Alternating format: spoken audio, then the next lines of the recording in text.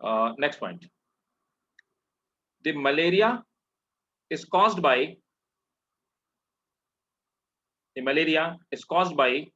the toxic produced in human body. The malaria is caused by toxin produced in human body by malarial parasite Plasmodium. Produced in human body by malarial parasite Plasmodium. Next point. It is transmitted by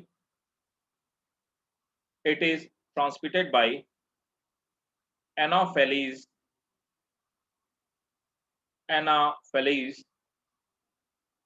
mosquito. देखो जितनी भी बीमारी है सब female mosquito फैलाती, mail नहीं फैलाते, ठीक है, इसलिए याद रखना सब फीमेल मॉस्किटो फैलाते हैं. Full stop. The parasite migrate into blood with mosquito saliva. ये क्या तरीका हुआ? खून तो पिया जा सकता है, लेकिन खून पीने के साथ में ये मतलब लार लगाने वाला, सलाइवा लगा देने वाला क्या तरीका हुआ? क्यों जी? तो चलो खून पीने तक तो बात ठीक थी, है ना, ऊपर से सलाइवा लगा दिया, क्या जरूरत थी? है कि नहीं? Yes sir. कोई बताएगा? आमना? सर मतलब कभी भी मच्छर काटता है तो खून निकलता नहीं रहता है सर, शायद उसके सलाइवा से बंद हो जाता हो. वुड क्लोज वुड ना ना ना. देखो वो हर एनिमल, मैंने आपको 11th में बताया भी था, आपको याद नहीं है. अच्छा, जो लोग खून पीते हैं उनको क्या बोलते हैं? कैनिबल्स. तुमने पिछली बार भी बताया था, अभी भी बताया था, हैं? तुम यहीं पे हैंग हो गई आके. तुमने पहले भी मुझे बताया था कि सब उनको कैनिबल्स बोलते हैं. कैनिबल पाए जाते हैं क्या? क्यों? हैं? सर कैनिबल्स तो वो होते हैं जो सेम स्पीशीज को खाते हैं, जैसे ह्यूमंस अगर ह्यूमंस को खाते हैं वो कैनिबल्स होते हैं. राइट. कैनिबलिज्म का वेरी गुड. नहीं सर, लास्ट टाइम मैंने सिर्फ वैम्पायर कुछ ऐसा बताया था. तुमने भी मेरे को बताया था वैम्पायर सर उसको बोलते हैं, कैनिबल बोलते हैं पिछली बार, फिर मैं तुमको बताया भी था, तुम्हें याद नहीं, तुम नोट्स देखना बेटा ना. ये मैं न्यूट्रिशन पढ़ा रहा था 11th में. Yes sir. बताओ बताया था कि नहीं बताया था? सैंगिवोर्स बताया था, लीच जब पढ़ा रहा था. Yes sir, yes sir. हाँ देखना, लीच के साथ में लिखा होगा सैंगिवोर्स. ठीक. तो वैम्पायर कहीं एग्जिस्ट नहीं करते हैं, बकवास बात है. सैंगिवोर्स एग्जिस्ट करते हैं ना. तो ऐसे लोग जो दूसरों का खून पिए और दूसरों को खून पी के ही जिंदा रहे, उनको सैंगिवोर कहते हैं. तो एक्सक्लूसिवली एक अलग टाइप की कैटेगरी है. कुछ बैट पाए जाते हैं जो आज भी सैंगिवोर्स हैं. लीच तो सैंगिवोर है ही. अब देखो उत्तराखंड में जिन लोगों ने बारिश के टाइम पे फील किया होगा, तो बारिश के टाइम पे वहां पे एक जोंक होती है, लीच, और आप उससे बच नहीं सकते. अगर आप बारिश में घूम रहे हैं जंगलों में तो पक्का पक्का आपको चिपक जाएगी और वो काट के निकल जाएगी, आपको पता नहीं चलेगा, क्योंकि लीच के अंदर मुंह में करीब 900 के आसपास दांत पाए जाते हैं, 900 टीथ पाए जाते हैं, छोटे छोटे, कहते शार्प टीथ होते हैं कि आपको पता नहीं चलेगा. इतना शार्प कट लगाते हैं कि पता नहीं चलता कि कब लीच खून पीगा. अगर खून बहता हुआ आप देख लेंगे तो जरूर घबरा जाएंगे आप. तो जब लीच छूट जाती है तो खून बहता रहता है, रुकता नहीं खून जहां पे लीच काटती है. लीच क्या करती है, वो पूरे बॉडी में ट्रेवल करती रहती है. आप लीच को अपने बॉडी में यहाँ पे रख लीजिए, वो आपको नहीं काटेगी जब तक लीच नीचे पहुंच करके जहां पे हमारी वेन्स होती है, वेन्स जब तक उसको नहीं मिल जाएगी. तो कार्बन डाइऑक्साइड एमिशन से वेन्स ढूंढ लेती है. अगर किसी को डाउट हो तो प्रैक्टिकल करके देख लेना, ठीक है. लीच आप यहाँ पे रखोगे, वो ट्रेवल करते करते पूरे सब जगह घूमती रहेगी, कहीं नहीं काटेगी. जब तक वो इस वाली सरफेस पे नहीं पहुंच पाएगी तब तक लीच नहीं काटेगी. पहुंच करके जहां पे वेन्स होगी बस वहीं पे क्या करेगी, कट लगाएगी, दांत वहीं पे लगाएगी. उसके बाद लीच अपना खून पी लेती है, ठीक है. वो मजे से अपना पूरा खून पीती है, जितनी उसकी भूख होती है. वो पीने के बाद खून वो आपको छोड़ देगी, है ना, वो अपने आप छोड़ देगी.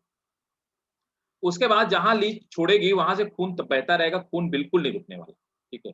आपको बैंडेज उस वुंड क्लियर करके, क्लीन करके आपको बैंडेज वगैरह लगाना पड़ेगा, तब जाके खून ब्लीडिंग रुकेगी। तो क्या होता है, जितने भी सैंगीवोर होते हैं, ये ब्लड, अब ये ब्लड पिएंगे तो ब्लड क्लॉट भी तो हो जाएगा, क्योंकि जैसे ब्लड बॉडी के बाहर आएगा तुरंत क्लॉटिंग प्रोसेस स्टार्ट हो जाती है, तो खून पी नहीं पाएंगे, खून की डेंसिटी बढ़ने लगेगी। तो ये क्या करते हैं, जहां पे काटते हैं पहले सलाइवा लगा देते हैं। सलाइवा क्या होता है, एंटी क्लॉटिंग एजेंट होता है, वो ब्लड को क्लॉट नहीं, ठीक है, समझ गए ना।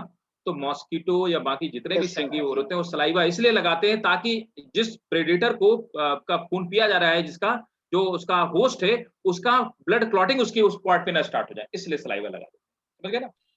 सर पहले जमाने में सब ब्लड ड्रेनिंग भी होती थी, तो बेसिकली पेशेंट के ऊपर बहुत सारे लीच लगा देते थे ताकि उनका पूरा ब्लड ड्रेन कर सके, तो और फिर फ्रेश ब्लड उन पर बना सके वो लोग, क्योंकि उन्हें अच्छा, लगता था कि ब्लड के अंदर कुछ प्रॉब्लम है। Okay okay okay. आज भी मतलब मैंने सुना है आयुर्वेद में, मतलब बहुत सारे लोग बोलते हैं आयुर्वेद में वो क्या करते हैं, वो लीच चिपका देते हैं ब्लड निकालने के लिए। I don't know what is the process, how they yes do sir. That, but वो डिटॉक्सिफिकेशन करने के लिए ऐसा करते हैं आयुर्वेद में अभी भी। तो बिल्कुल बात सही है। तो लीच यहाँ पे चिपक जाती है, इसलिए तो वो थूक लगाने, लार्वा लगाने के पीछे ये रीजन होता है। ऐसा नहीं तो आपकी हमारा वो बॉडी गंदा करना चाहते हैं, एक्चुअली वो ब्लड क्लॉटिंग को रोकने के लिए सलाइवा लगा देते हैं, ठीक है। नेक्स्ट पॉइंट नोट करो।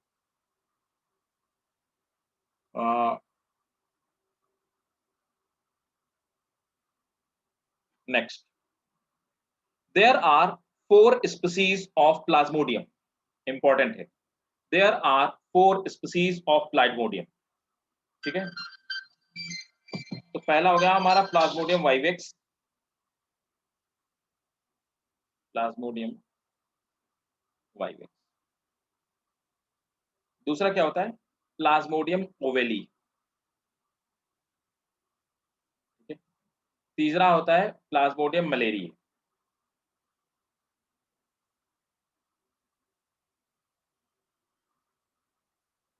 ठीक है। चौथा होता है प्लाज्मोडियम फैल्सीपेरम।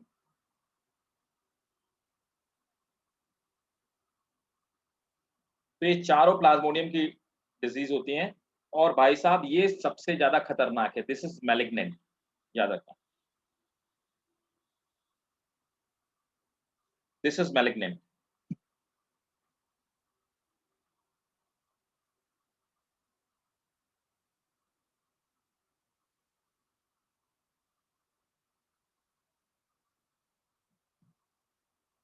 नोट कर लिया, yes sir.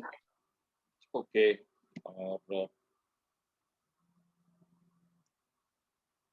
Malaria was discovered by sir Ronald Ross, ये तो पता ही होगा।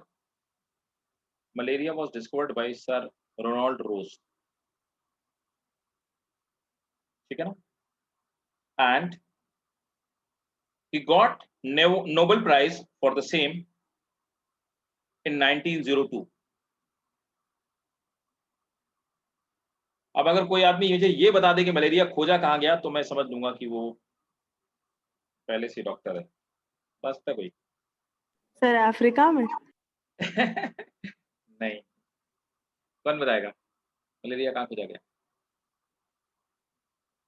देखो सर इटली, मलेरिया है कहाँ कहाँ पे, इटली में।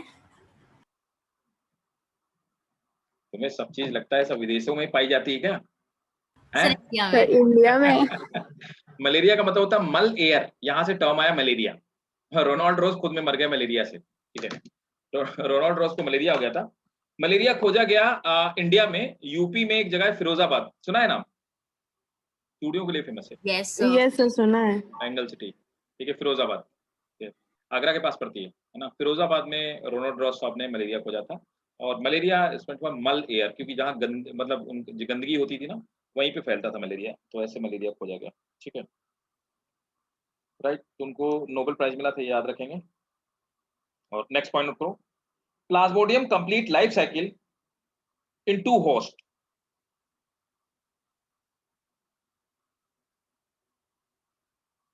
बहुत इंपॉर्टेंट है, अंडरलाइन करेंगे अगला वाला। Man is man and man and mosquito, sorry, man is regarded as man is regarded as secondary host and mosquito is regarded as primary host, ये पूछा जाता है।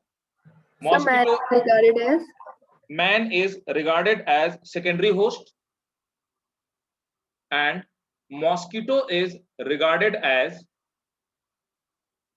primary host।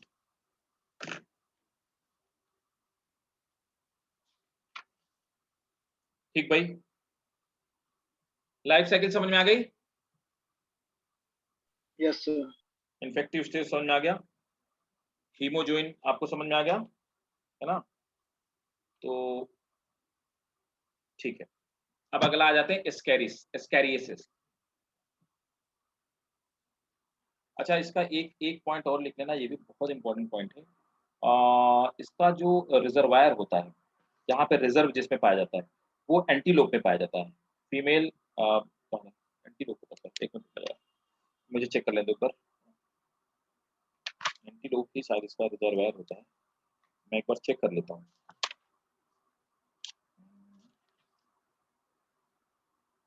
मतलब नेचर में जहाँ से ये ओरिजिनेट होता है।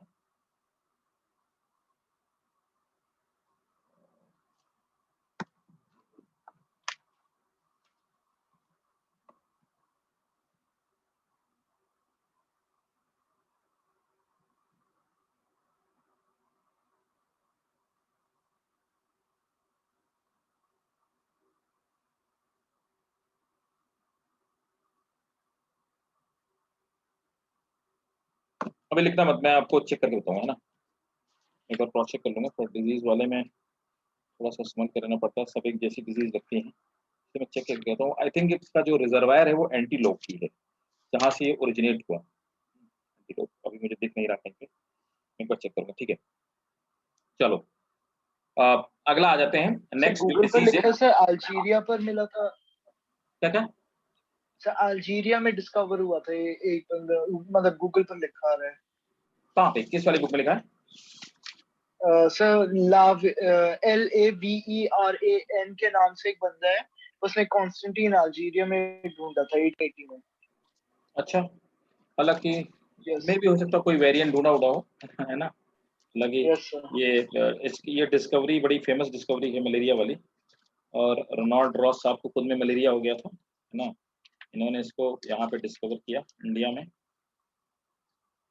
चलो अब आगे हम लोग चलते हैं। नेक्स्ट डिजीज जो है वो कोई पर्टिकुलर स्ट्रेन होगा, है ना?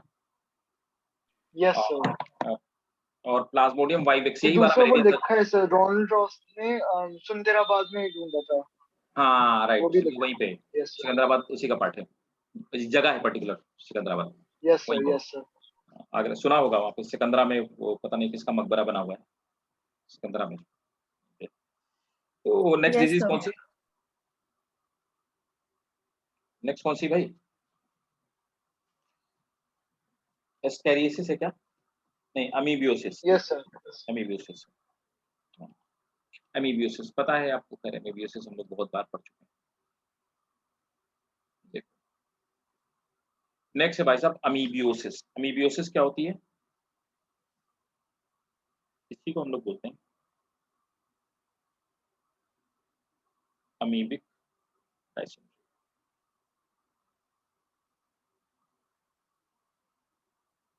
अमीबिक डायसेंट्री, इसी को अमीबियोसिस बोलते हैं।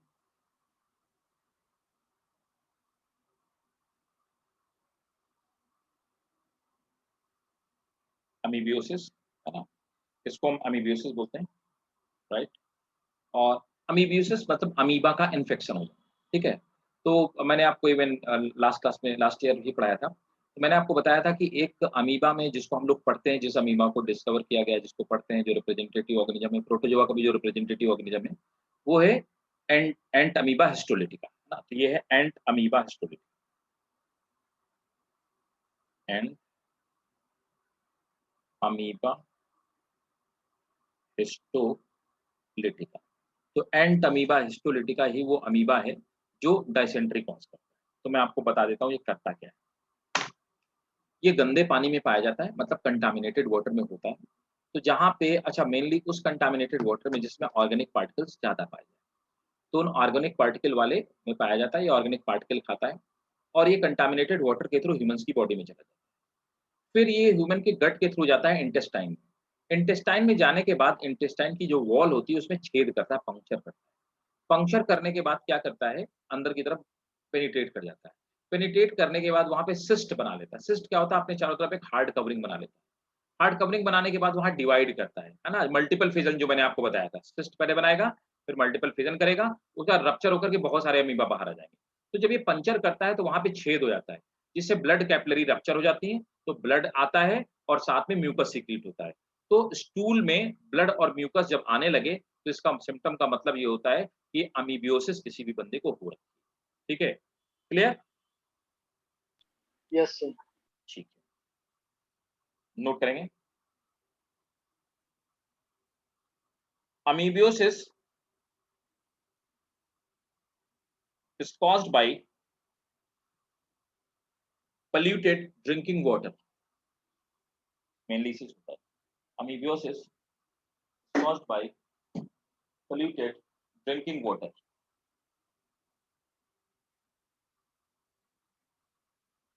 Full stop. पोस्ट मैंने आपको लिखा दिया। The infection occurs by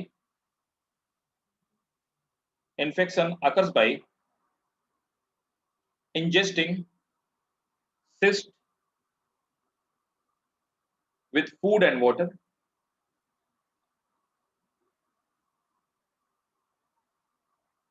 Occurs by So ingesting ingesting cyst by food and water. Full stop. These are carried by flies. These are carried by flies from feces to food and drink. Full stop. Next point. Ant amoeba secrete a proteolytic enzyme, proteolytic, protein को break करने वाले enzyme. Ant amoeba secrete a proteolytic enzyme, cytolysin. नाम याद रखना जरूरी नहीं है, आपकी जानकारी के लिए बता देता हूं। Cytolysin that erode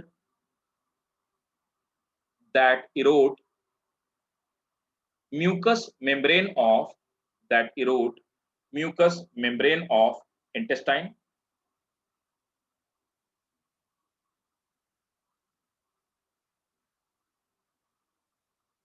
Full stop. Sir, mucous membrane of Intestine. Next point. This may form bleeding ulcer.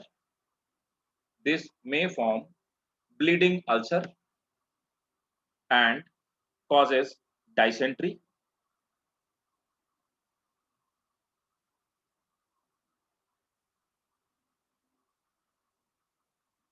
Full stop.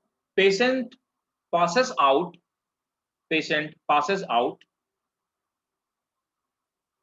blood and mucus with stool.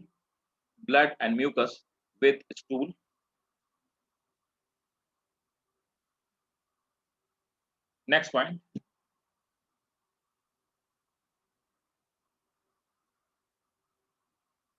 He also experiences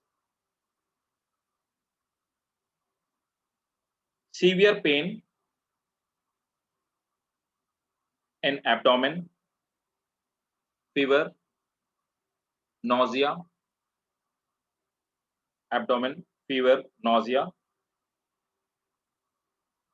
and nervousness.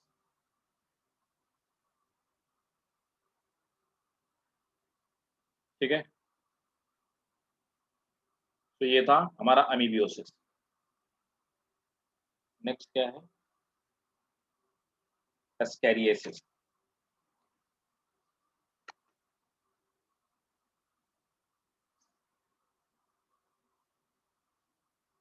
Next disease है एस्केरियोसिस, वही पेट में white वाले कीड़े हो जाना, that is एस्केरियोसिस। और ये भी हमें पता है कि एस्केरिस लुम्ब्रिक्वाइड से होता है।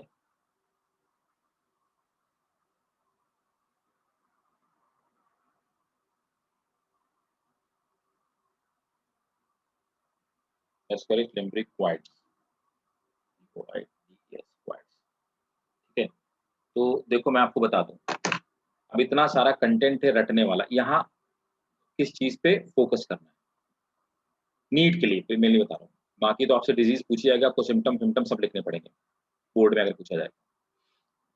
तो नीट के लिए फोकस करना है डिजीज, उसका पॉजिटिव ऑर्गेनिज्म। सेकंड, अगर उसका कोई वेक्टर है तो वेक्टर याद रखना पड़ेगा। कई सारे अगर उसके वेरिएंट हैं तो कौन सा फैटल वेरिएंट है ये याद रखना पड़ेगा, है ना। और उसमें अगर उसका कोई पिक्यूलियर टेस्ट है, जिसे विडाल टेस्ट बहुत बार पूछा गया, तो कोई टेस्ट है तो वो याद रखना है। बस इतनी चीजें आपको याद रखनी है, ठीक है। इन्हीं में से क्वेश्चन घुमा घुमा के पूछे जाते हैं। जैसे मैंने आपको बताया मलेरिया की लाइफ साइकिल में हीमोजोइन रिलीज होता है, हीमोजोइन से क्वेश्चन पूछा जाता है। स्पोरोजोइट इन्फेक्टिव स्टेज है वो पूछा जाता है ना। तो इस तरह से पिक्यूलियर क्वेश्चन पूछे जाते हैं। पूरी कहानी नहीं पूछी जाएगी कि नौजिया होता है कि नहीं होता है, हेडेक होता है या सिम्टम क्या, ऐसा नहीं पूछा जाएगा। आप देखिएगा इस टाइप के क्वेश्चन आएंगे, तो यहाँ पे आपको फोकस करना है, ठीक। एस्केरियोसिस में आ जाते हैं। It is caused bye roundworm which lives in human small intestine.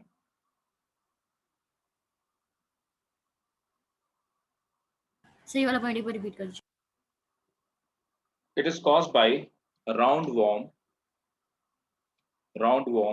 which lives in human small intestine. Full stop. It takes host digested food.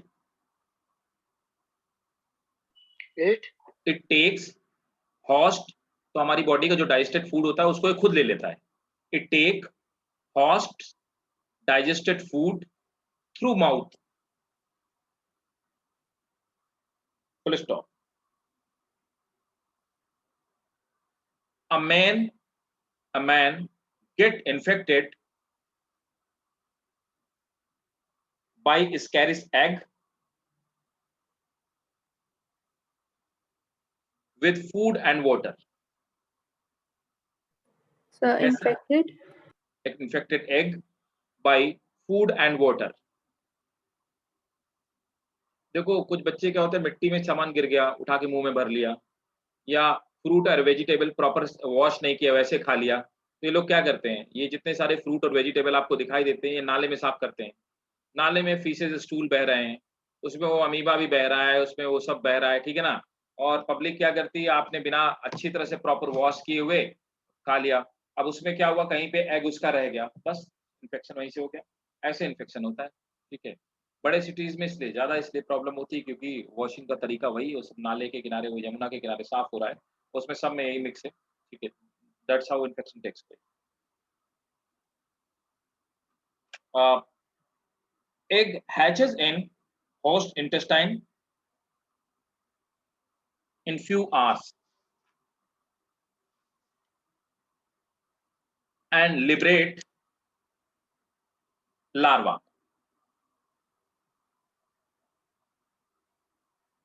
Full stop. Sir, the egg Hatches in human intestine in few hours and liberate a larva. Full stop. The latter grows into adult. The latter grows into adult worm 2 to 2.5 months. The latter grows into adult worm in 2 to 2.5 months.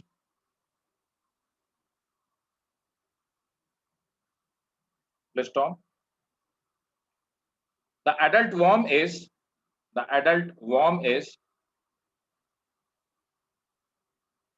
20 to 40 centimeter long. The adult worm is 20 to 40 centimeter long. So can you please repeat this point? The adult worm is 20 to 40 centimeter long. Full stop. The egg remains live in soil. The egg remains live in soil for many years. The egg remains live in soil for many years.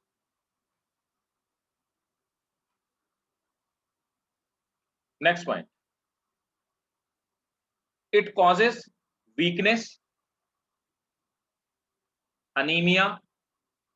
It causes weakness, anemia, and produces irritation in intestine, and produces irritation in intestine. Full stop. Infected children may have poor body growth. Infected children may have poor body growth and mental growth also hampers.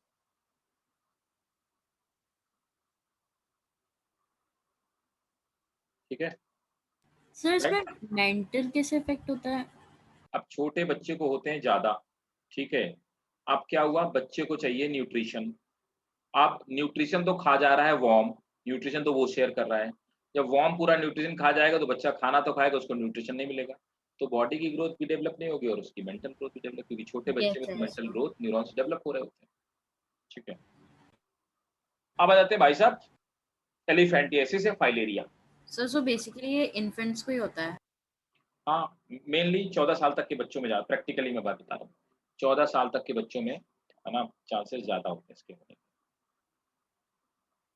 Okay, अब next आ जाते हैं filaria. तो filaria में आपको पता है उसको हाथी पांव बोलते हैं, फाइलेरियासिस बोलते हैं इस बीमारी को। आपने देखा होगा पैर बंदों के नॉर्मली मोटे हो जाते हैं। तो next is filariasis.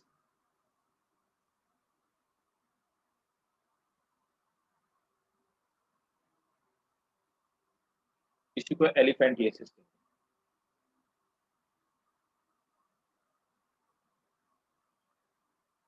Elephantiasis, filariasis या एलिफेंटियासिस, है ना। और फाइलेरिया का जो वॉर्म है पॉजिटिव ऑर्गेनिज्म है, कौन है? पढ़ा था हमने क्लासिफिकेशन में, So Wuchereria fillarba. Wuchereria bancrofti. Sorry sir, yes sir, Bancroft. Very good, Wuchereria bancrofti, है ना। तो विचेरिया बैंक्रॉफ्टी इसका पॉजिटिव ऑर्गेनिज्म है, नोट करेंगे। The adult male and female worms are 40 and 80 millimeter in length respectively. The adult male and female worms are 40 and 80 millimeter respectively. देखो हमने पढ़ा था कि जो निमेटोहेलमिन्थिस होती है उसमें मतलब जो निमेटोडा होता है वो सिलेंड्रिकल वर्म्स होते हैं और नॉर्मली मेल छोटा होता है, हुक शेप होता है और फीमेल बड़ी होती है, याद है ना classification. Next, Yes sir. they live in lymphatic vessels, ये lymph vessel में रहते हैं। they lives in lymphatic vessels and lymphatic gland. They lives in lymphatic vessels and lymphatic glands and lymphatic glands. Full stop. The worms are, underline करेंगे, important है, the worms are viviparous. At night the worms are viviparous, मतलब egg laying नहीं करते. At night they migrate to superficial skin and are sucked by Culex and are sucked by Culex mosquito,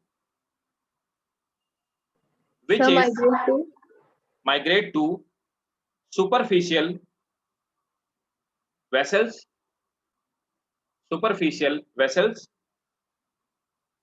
of skin and sucked by Culex mosquito.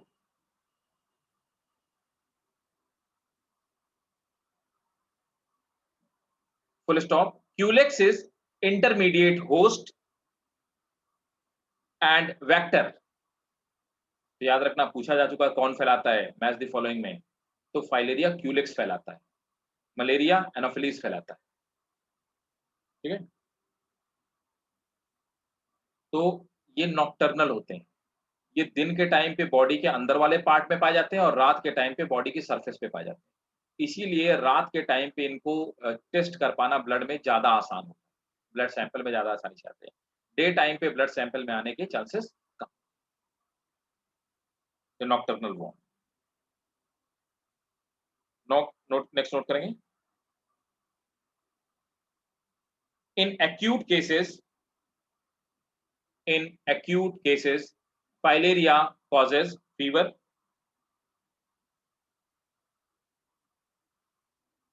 and in chronic cases,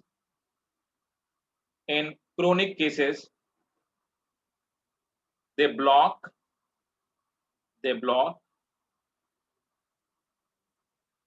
lymphatic vessel, and in chronic cases they block lymphatic vessels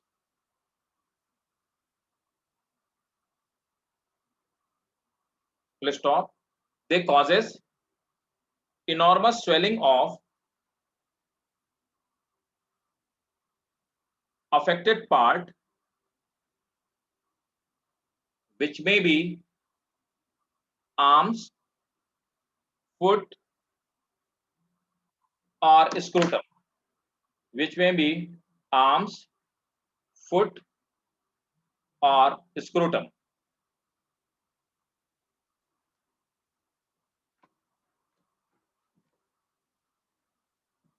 ठीक है, तो ये हो गया हमारा filaria. Next disease क्या है? Ringworm. ये तो पता होगा, पता है ना? हाँ, यस सर, पता है. Ringworm. इसलिए दूसरे के कपड़े नहीं पहनने चाहिए. ये स्पेशल उन लोगों के लिए जो दूसरे के कपड़े पहन लेते हैं, है ना? तो ये रिंग वॉर्म ऐसे ही फैलता है. ठीक है, और मेनली ये उन लोगों को होता है जो नहाते नहीं सही से, या नहाते ही नहीं. ठीक, तो ये कुल मिलाकर ये डिजीज गंदे लोगों को ही होती है. तो नोट करो. It is caused by fungi. It is caused by fungi. ये कोई वॉर्म नहीं है, फंजाई से caused by fungi. Fungi belonging to genera Microsporum. Fungi belonging to genera Microsporum, Trichophyton,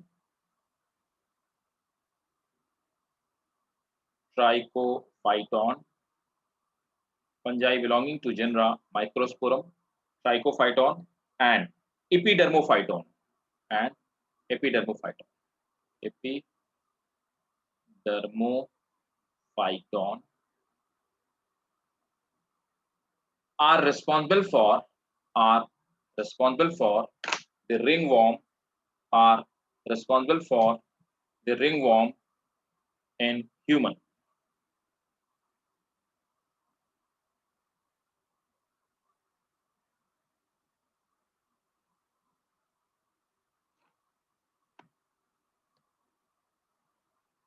Next,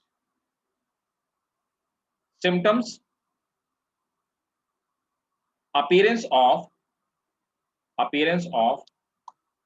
dry, scaly lesions for various part of body. ठीक है, So dry, scaly. dry, scaly lesions, LESIONS, मतलब थोड़े थोड़े छाले जैसे, dry type के, dry scaly lesions.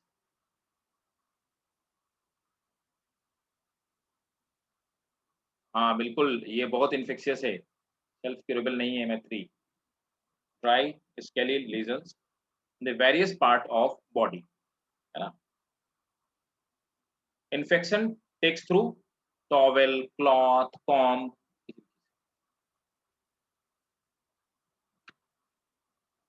है ना। तो ये हो गया भाई। और नेक्स्ट है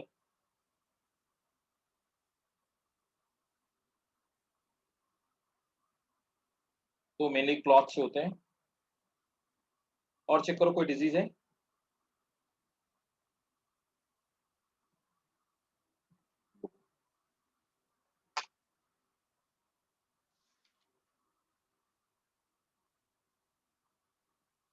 है ना, कितनी थी, एक दो चीजें और लिख लो, है ना। वो डिजीज तो आपके सिलेबस में तो नहीं है, मतलब, लेकिन जैसे चिकनगुनिया किससे होता है, तो यहीं पे स्टार बना के क्या लिख लो, नोट करके ऐसे, नोट करके लिखो, नोट। तो चिकनगुनिया, चिकनगुनिया, चिकनगुनिया होता है किससे, ये चिकनगुनिया वायरस से होता है। चिकनगुनिया, इसका नाम भी चिकनगुनिया वायरस है, चिकनगुनिया वायरस। और इसी को भाई साहब हम लोग अल्फा वायरस भी बोलते हैं, अल्फा वायरस। तो चिकनगुनिया वायरस या अल्फा वायरस इसको बोला जाता है, ठीक है। और जॉइंट में सीवियर पेन होता है ना। और हाँ, ये क्वेश्चन इंपॉर्टेंट है, ये इसका पॉजिटिव और मैच द फॉलोइंग में बहुत बार पूछा है। इसका पॉजिटिव जो वेक्टर है ना, जो इसको ले जाता है, तो इस डिजीज का वेक्टर है एडीज इजिप्टी मॉस्किटो, एडीज। तो इसका पॉजिटिव ऑर्गेनिज्म है AEDES, एडीज, AEGYPTI। एडीज पर याद रखना है, एडीज इजिप्टी पूरा नाम होता है, Aedes aegypti virus, Aedes aegypti mosquito, mosquito है, ये इसका वेक्टर है जो ले जाता है एक जगह से दूसरी जगह से, है ना। और दूसरा है डेंगू। ये कई बार मैंने देखा गया, नीट पे क्वेश्चन पूछा गया, एक तरफ दे रखी है डिजीज, दूसरी तरफ उसके मॉस्किटो, जिन मॉस्किटो से होता है। मैच द फॉलोइंग में आप देखना कई बार क्वेश्चन पूछा गया, तो इसीलिए मैं आपको बता देना, डेंगू जो होता है ये होता है फ्लेवी रिबो वायरस से, ये होता है फ्लेवी रिबो वायरस से होता है। और इसका जो मोड ऑफ ट्रांसमिशन, ये एडीज से ये भी होता है, एडीज इजिप्टी। तो इसका भी पॉजिटिव ऑर्गेनिज्म जो एडीज इजिप्टी है, इसका भी एडीज है, दोनों का एडीज है। और एक का फ्लेविरिगो वायरस, दूसरा का अल्फा वायरस होता है, ठीक है। तो ये था हमारा कॉमन ह्यूमन डिजीज। किसी डिजीज में कुछ ना समझ में आया तो पूछ लो भाई। चैप्टर खत्म। हाँ अच्छा, चैप्टर खत्म, अभी असली कहानी तो शुरू नहीं हुई है भाई साहब। असली कहानी इसकी इम्यूनिटी है, और वहीं से क्वेश्चन आएंगे। और इम्यूनिटी में जो एंटीबॉडी का डायग्राम और इसका लाइफ साइकिल, क्या बोलते हैं, HIV की लाइफ साइकिल, ये बोर्ड के लिए इंपॉर्टेंट है। और इम्यूनिटी में functions, B cells, T cells, killer cell, helper cell क्या होती हैं, ये इंपॉर्टेंट है आपके नीट के एग्जाम, है ना। Yes sir. तो अब आ जाते हैं इम्यूनिटी, बड़ा चैप्टर है का इम्यूनिटी। इसके बाद ड्रग्स और एल्कोलॉइड भी तो हैं, बहुत बड़ा चैप्टर है। तो अब आ जाइए इम्यूनिटी में। इम्यूनिटी क्या होती है? What is immunity?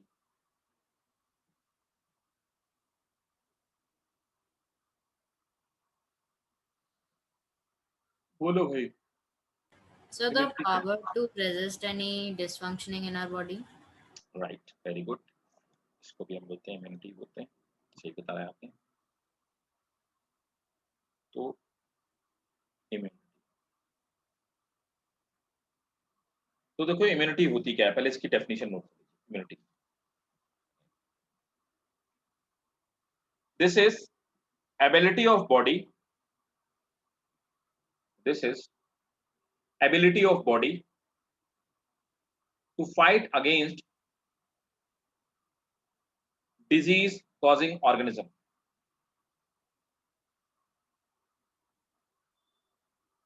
conferred by immune system is called immunity.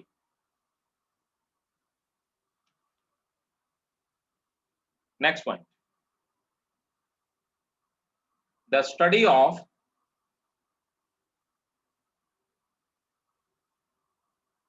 body's natural defense mechanism, the study of body's natural defense mechanism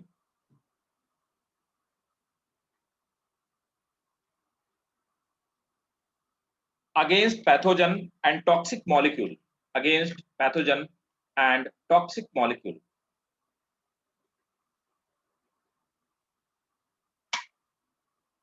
cause is called immunology, is called immunology.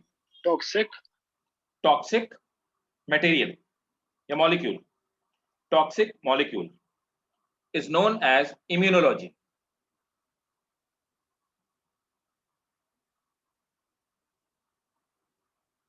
ठीक भाई, आप देखो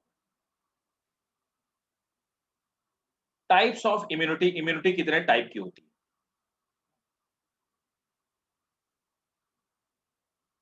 इम्यूनिटी के type, अब देखो पहले मैं थोड़ा सा आपको आइडिया दे देता हूँ इम्यूनिटी होती क्या है ना, ये भी बात समझने की, इसमें इम्यूनिटी वाला पार्ट आपको समझना पड़ेगा।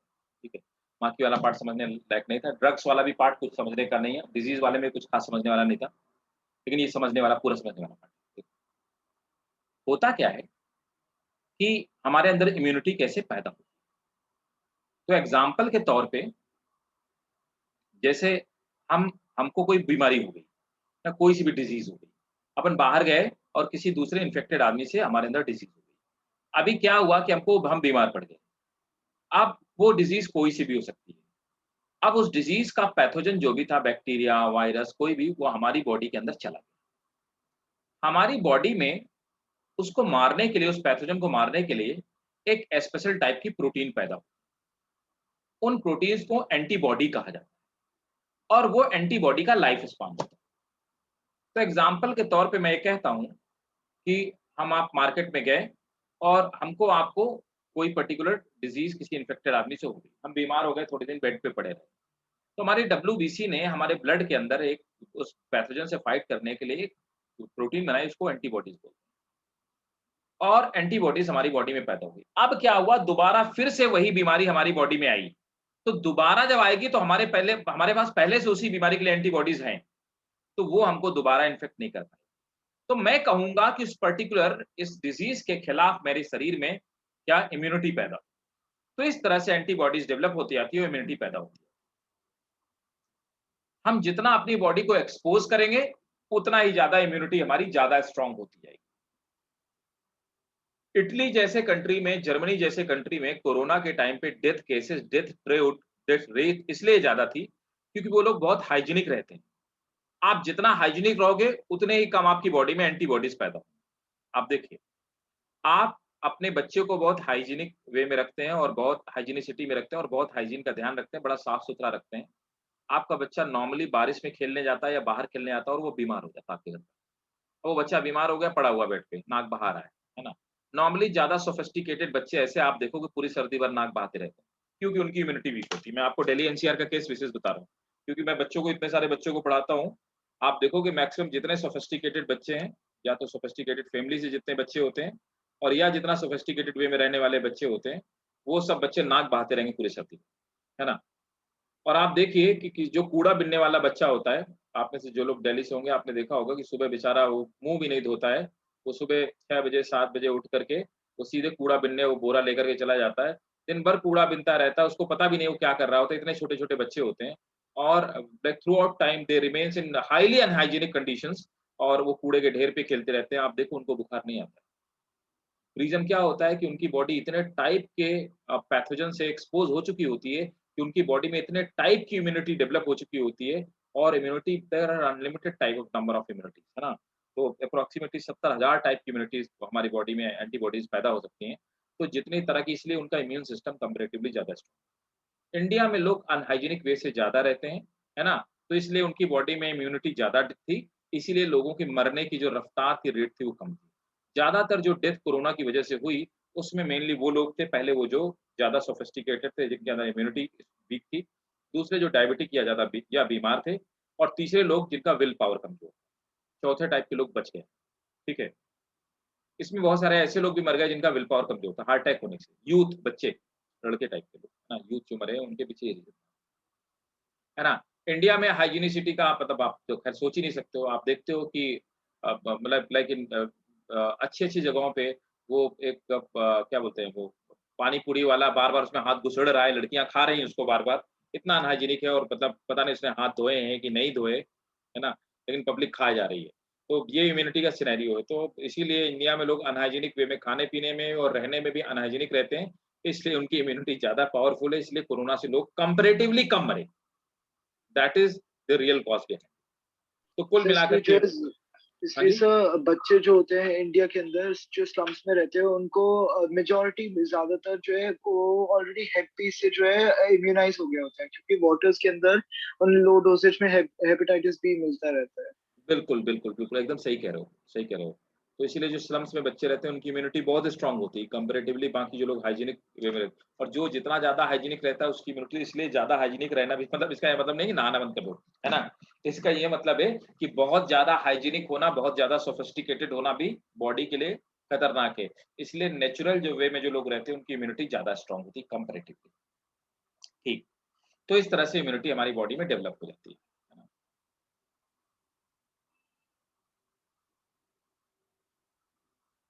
प्लाज़्मा इन्फेक्टेड लोगों को ट्रीट करने के लिए उन्हीं से कर सकते हैं। हम मोर इम्यूनाइज़्ड लोगों की नहीं मैत्री एंटीबॉडी तुमने क्या किया? मेरी बॉडी से एंटीबॉडीज़ निकाल ली तुमने अपनी बॉडी में डाल लिया। तो वो जब तक उनका लाइफ स्पान रहेगा तब तक रहेंगी। वो डेवलप थोड़े ना होंगी, ऐसे थोड़ा वो परमानेंट थोड़े ना रहेंगी। तो इस तरह की इम्यूनिटी काम नहीं आती, वो आपकी बॉडी में ही इम्यूनिटी डेवलप होगी तभी काम आएगी। प्लाज़्मा थेरेपी यही थी, जिनको कोरोना हो गया, उनके बॉडी में एंटीबॉडीज़ बन गई, अब उनकी बॉडी उनका प्लाज़्मा निकाल लो मतलब उनकी एंटीबॉडी निकाल लो और बीमार आदमी के शरीर में डाल दो, तो वो ठीक हो जाएगा। दैट वाज़ प्लाज़्मा थेरेपी बाद में पता चला वो इफेक्टिव है ही नहीं। ठीक है? Sir okay. लेकिन क्यों नहीं थी वो एक्चुअली क्या होता है नेचुरली जो हमारी बॉडी में पैदा होती है, ज़्यादा अमाउंट में पैदा होती है, आप मुझसे उधार कितना ले सकते हो? आप समझो। बैसाखी से कितना काम चलाया जा सकता है कि नहीं? वही सिनेरियो है। तो खुद की यस बॉडी में इम्यूनिटी हाँ, इससे ज़्यादा काम नहीं चलता है। यूज़ होता है मेडिकल वर्ल्ड में, ऐसा नहीं है। ठीक है। तो अब देखो इम्यूनिटी कितने टाइप की इम्यूनिटी होती है ना? तो आपको मैंने बता दिया इम्यूनिटी क्या होती है। ठीक है? ऐसी एक चीज़ और बता देता हूँ, बाद में लिखवा दूँगा वैक्सीन क्या होता है? वैक्सीनेशन क्या है? ये वैक्सीन क्या है? तो वैक्सीन उसी चीज़ के डेड या बहुत वीक पैथोजन होते हैं। तो अगर कोरोना के वैक्सीन का मतलब उसका उसी टाइप का कोई वायरस है जो डेड कंडीशन में है, उसको डाल दिया गया, तो जैसे पोलियो की वैक्सीन लगती है, तो पोलियो का जो डेड वायरस होता है, ब्रोकन वायरस होता है, उसको डाल दिया जाता है। अब बच्चों को वैक्सीन लगा दी गई, तो पोलियो के वायरस के खिलाफ एंटीबॉडीज़ पैदा हो गई और वो पूरे लाइफ टाइम एंटीबॉडीज़ रहती है शरीर में, है ना? तो उसके खिलाफ एंटीबॉडी पैदा हो गई, दोबारा कभी भी पोलियो उस आदमी को नहीं हो सकता। तो वैक्सीन क्या होता है? वैक्सीन इसी तरह से काम करता है, वो आर्टिफिशियली एंटीबॉडीज़ बनाने का एक तरीका है। ठीक। तो अब टाइप्स ऑफ हम लोग पढ़ लेते हैं टाइप्स ऑफ इम्यूनिटी, कितने टाइप की इम्यूनिटी होती है। तो पहली टाइप की जो इम्यूनिटी होती है, फर्स्ट टाइप की जो इम्यूनिटी है, दैट इज़ कॉल्ड इन्नेट और इनबॉर्न इम्यूनिटी। इन्नेट और इनबॉर्न इम्यूनिटी। ये वो इम्यूनिटी है जिसको हम आप लेकर के पैदा होते हैं। इम्यूनिटी, इसको कि हम आप अपने साथ लेकर के पैदा हो, है ना? ये हमारी मदर से कुछ मिलती है और कुछ हमारी बॉडी में, जैसे कि क्या होता है, तो नोट करेंगे। अच्छा, ये पर्टिकुलर किसी डिजीज के लिए नहीं होती, ये सबके लिए होती है, ठीक है? जैसे कि आप देखेंगे इसमें कौन-कौन से आते हैं, जैसे कुछ फिजिकल बैरियर आते हैं। अब आपको मैं यहीं पे बताता जाता हूँ, कितने टाइप की होती है, थोड़ा-सा समझा देता हूँ। अ, तो इम्यूनिटी में सबसे पहले हो गए इन्नेट या इनबॉर्न इम्यूनिटी। तो इसमें सबसे पहले फिजिकल बैरियर, ये हम लेके ही पैदा होते हैं। फिजिकल बैरियर क्या है? हमारी स्किन हो गई, है ना? तो जो हमारी स्किन होती है, स्किन से बैक्टीरिया एंटर नहीं कर सकता, स्किन से वायरस एंटर नहीं कर सकता, है ना? तो हम सबके अंदर होती है और हम ये साथ में लेके पैदा होते हैं अपने साथ में, ठीक है? दूसरे होते हैं फिजियोलॉजिकल बैरियर। फिजियोलॉजिकल ये मैं सब पढ़ाऊँगा डिटेल में, आपको समझाता आ रहा हूँ शॉर्ट में। फिजियोलॉजिकल बैरियर, अब फिजियोलॉजिकल बैरियर क्या होते हैं? फिजियोलॉजिकल बैरियर में आता है हमारा, जैसे कि हमारी मुँह से कोई भी चीज़ जाती है बॉडी के अंदर, तो एचसीएल उसको मार देता है। हमारे टीयर्स में एंजाइम पाए जाते हैं, हमारे स्वेट में एंजाइम पाए जाते हैं, ये फिजियोलॉजिकल बैरियर हो गए, है ना? सो आपने तीसरा 2 बार फिजिकल बैरियर लिख दिया। अरे! Physiological sorry. सर ये लिखे हैं? ये जो मैं स्ट्रक्चर बना रहा हूँ इसको नोट करते आना, ठीक है ना? Okay sir. जिससे आपको आसानी हो जाएगी समझ में। फिजियोलॉजिकल बैरियर, है ना? फिजियोलॉजिकल बैरियर, ठीक है? तीसरे हो गए सेलुलर बैरियर, आरबीसी, डब्ल्यूबीसी हमारी बॉडी में पहले से पाई जाती हैं। डब्ल्यूबीसी, सेलुलर बैरियर, है ना? एक चौथा होता है साइटोकाइन बैरियर। मैं आपको पढ़ा दूंगा साइटोकाइन बैरियर क्या होता है, बता देता हूं तब तक क्या होता है। अगर किसी सेल में इन्फेक्शन हुआ, तो उसकी बॉडी से उस सेल जिस सेल के ऊपर अटैक हो गया, वो अपनी बॉडी से कुछ पर्टिकुलर सब्सटेंस रिलीज करेगी, जिससे आसपास की सेल इम्यून हो जाएंगी और वो वायरस या बैक्टीरिया आसपास की सेल को इन्फेक्ट नहीं करने पाए। इनको हम साइटोकाइन बैरियर, ठीक है? ये तो होती है हमारे पैदा होते ही हमारे साथ इतनी टाइप की इम्यूनिटी पहले से पहली रहती है। दूसरा क्या, हम इस दुनिया में आते हैं और हमको इन्फेक्शन होता है, इन्फेक्शन की वजह से हमारी बॉडी में एंटीबॉडीज पैदा हुई, जिसके बारे में हम थोड़ी देर पहले बात कर रहे हैं। उसको हम लोग क्या बोलते हैं? उसको हम लोग बोलते हैं एक्वायर्ड, जो हमने इस एटमॉस्फेयर से एक्वायर किया, उसको एक्वायर्ड इम्यूनिटी बोलते हैं। तो दूसरे टाइप की होती है एक्वायर्ड इम्यूनिटी।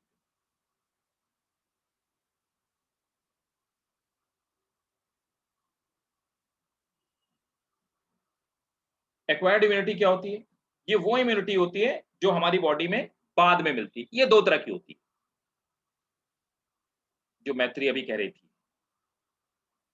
एक्टिव। एक तो होती है एक्टिव इम्यूनिटी, है ना? ये हम खुद पैदा करते हैं, है ना? तो produced by self, produced by self, खुद बॉडी पैदा करती है। दूसरी क्या हुई? जो प्लाज्मा थेरेपी आपने दूसरे से उधार ले लिया, वो क्या होती है? वो होती है पैसिव इम्यूनिटी, पैसिव इम्यूनिटी। तो पैसिव इम्यूनिटी वो होती है जो आपने किसी दूसरे की बॉडी की एंटीबॉडीज उधार ले ली इंजेक्शन के फॉर्म में, उसको हम पैसिव इम्यूनिटी बोलते हैं, है ना? ठीक है? तो इतनी तरह की इम्यूनिटी होती है। नेक्स्ट क्लास में हम लोग पढ़ेंगे। सर एक बार फिजियोलॉजिकल आपने क्या बोला था, उसका प्लीज बता दीजिए ना। फिजियोलॉजिकल क्या हो गया ना कि तुम देखो ना, हमारे मुंह में कोई चीज गई तो आपको पता है कि खाने के साथ चला गया, एचसीएल उसको मार देगा, पता है ना? हमारी जी। नाक के थ्रू कोई चीज गई, म्यूकस उसको ट्रैप कर लेगा, सलाइवा में लाइसोजाइम पाया जाता है, ये फिजियोलॉजिकल बैरियर है, ओके सर। है ना?